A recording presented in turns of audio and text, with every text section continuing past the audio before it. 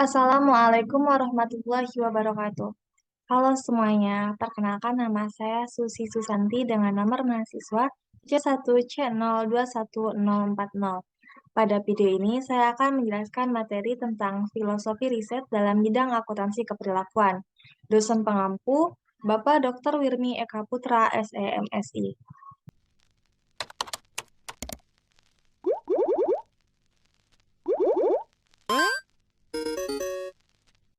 Nah, pada video ini akan dibahas beberapa pokok bahasan. Yang pertama, pergeseran arah riset.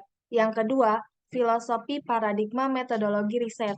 Yang ketiga, peluang riset akuntansi keperilakuan.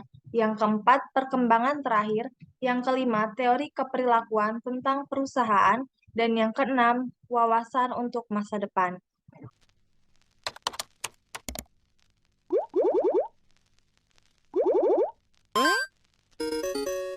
Masuk ke pembahasan yang pertama, yaitu pergeseran riset.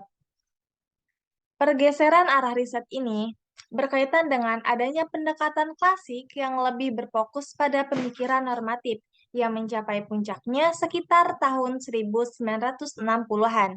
Pada tahun 1970-an terjadi perubahan pendekatan dalam riset akuntansi. Alasan dibalik perubahan ini adalah adanya pendekatan standar yang telah berlaku selama 1 dekade, tetapi tidak dapat menghasilkan teori akuntansi yang siap digunakan dalam praktik sehari-hari. Akibatnya, muncul rekomendasi untuk memahami bagaimana sistem akuntansi bekerja secara deskriptif dalam praktik nyata. Sedangkan alasan lainnya, di balik upaya untuk memahami akuntansi secara empiris dan mendalam, adalah adanya gerakan dalam komunitas riset akuntansi untuk fokus pada pendekatan ekonomi dan perilaku. Pendekatan normatif dan positif masih mendominasi riset akuntansi saat ini. Hampir semua artikel yang diterbitkan dalam Journal of Accounting, Journal of Accounting Research, dan Journal of Business Research menggunakan pendekatan tradisional yang ditandai dengan adanya penggunaan model matematika dan uji hipotesis.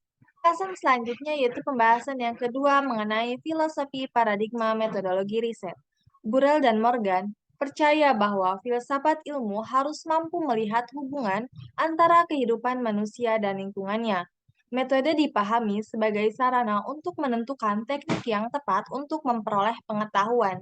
Burrell dan Morgan pada tahun 1979 mengelompokkan pengetahuan menjadi 3 paradigma, yaitu fungsionalis interpretatif, humanis radikal, dan strukturalis radikal. Bahasan yang ketiga yaitu peluang riset akuntansi keperilakuan pada lingkungan akuntansi. Riset akuntansi keperilakuan menyebabkan tidak mungkin suatu makalah dapat memberikan analisis yang menyeluruh terhadap peluang riset dalam seluruh bidang.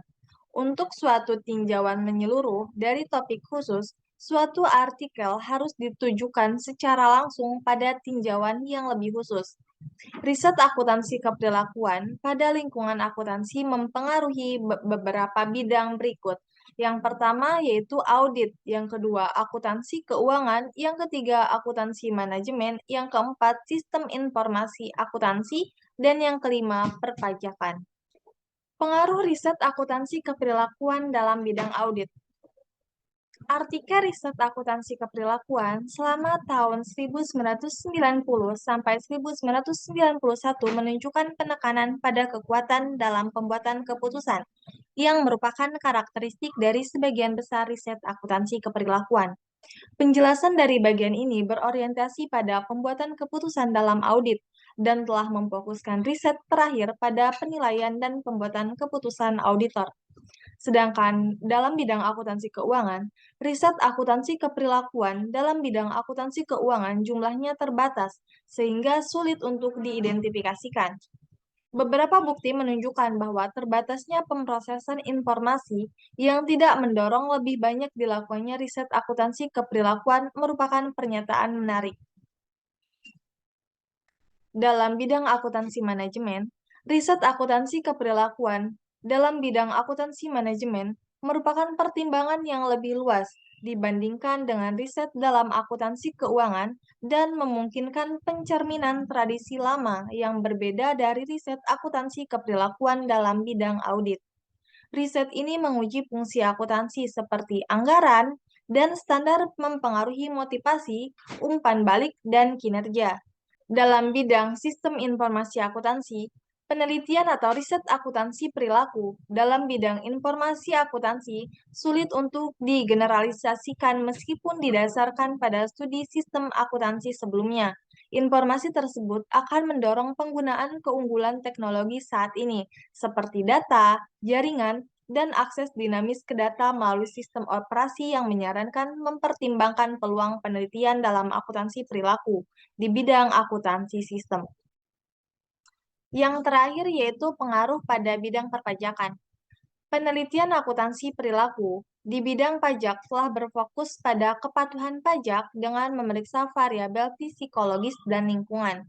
Variabel sering diuji dengan hasil yang beragam, menunjukkan bahwa perilaku kepatuhan pajak adalah hasil yang kompleks. Penelitian akuntansi perilaku di bidang pajak ini telah membentuk banyak wawasan tentang perilaku dari penelitian akuntansi perilaku di bidang audit. Pembahasan yang keempat yaitu perkembangan terakhir.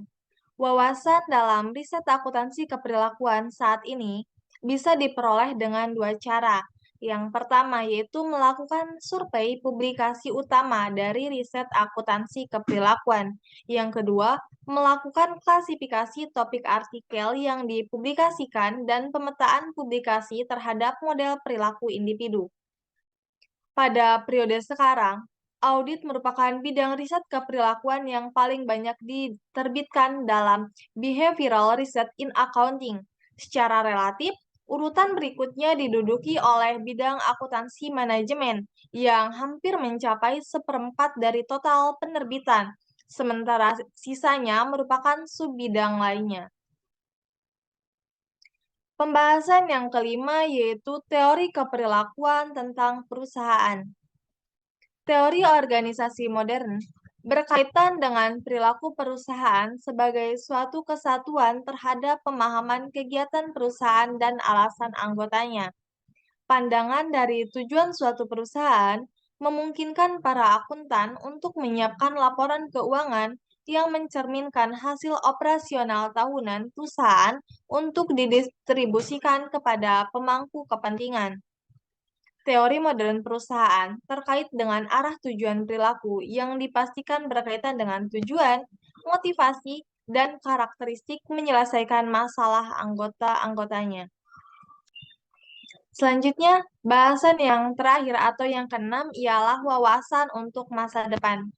Masalah utama di masa mendatang ialah pendanaan untuk riset ini akan berkurang jumlahnya. Terbatasnya sumber dana perlu mendapat perhatian khusus dari para subjek profesional yang mampu.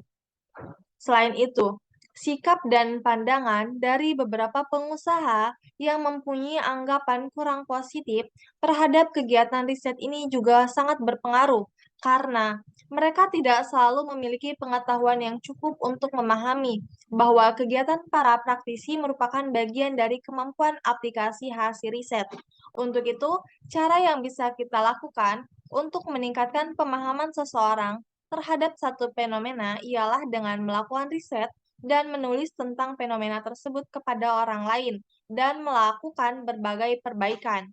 Selain itu, kita juga perlu memberikan penghargaan baik terhadap riset maupun kegiatan pengajaran yang secara tidak langsung. Cukup sekian materi yang bisa saya jelaskan pada video ini. Mohon maaf apabila ada kesalahan. Saya ucapkan terima kasih. Wassalamualaikum warahmatullahi wabarakatuh.